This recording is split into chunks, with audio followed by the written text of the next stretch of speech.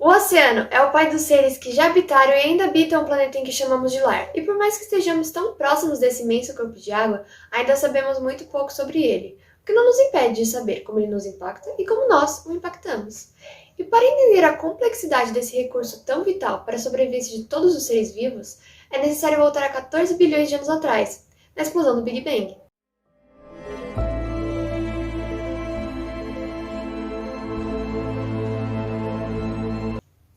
A teoria do Big Bang afirma que todas as partículas de nosso universo estavam concentradas em um pequeno ponto do tamanho de um alfinete, mas essa energia para deixá-las concentradas era tão grande, mas tão grande, que elas não conseguiram ficar, então elas acabaram explodindo.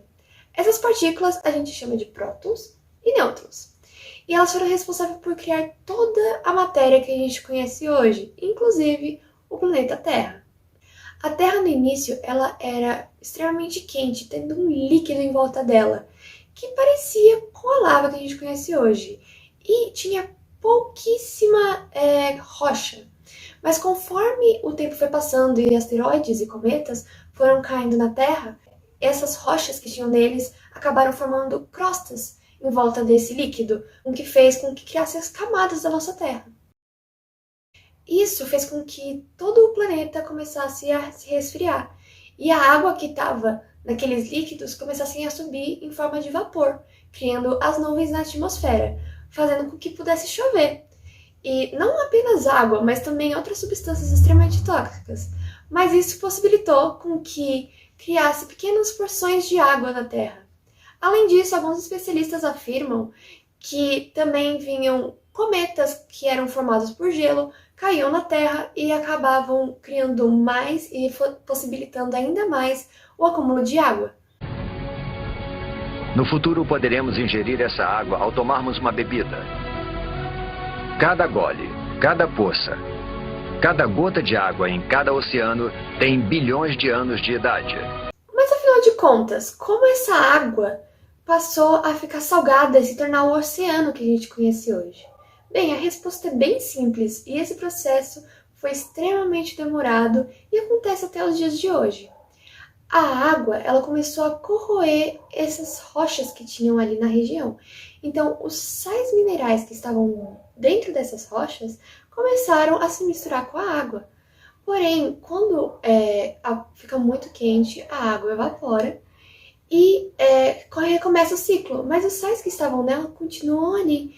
Então, cada vez mais vai chegando mais sais, mas a água continua a mesma, então dá a sensação de que a água está salgada.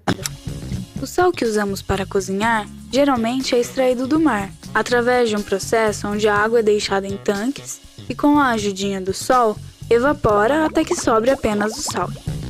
Os primeiros micro-organismos vivos da Terra foram as bactérias anaeróbicas, que além de ajudar na corrosão dos minérios, também foram responsáveis pela oxidação do ar, tirando o oxigênio da água e levando para a atmosfera.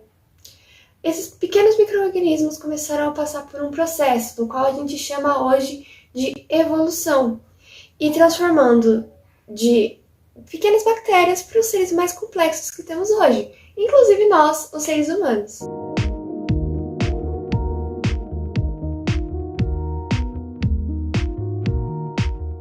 Hoje, mesmo depois de milhões de anos, o oceano ainda é mais do que vital no nosso dia a dia, sendo lar não apenas de plantas, mas também de animais e outros micro-organismos, cobrindo cerca de 70% da nossa superfície terrestre e sendo responsável também pela mudança climática e também por desastres naturais. No próximo capítulo de Desvendando Oceanos...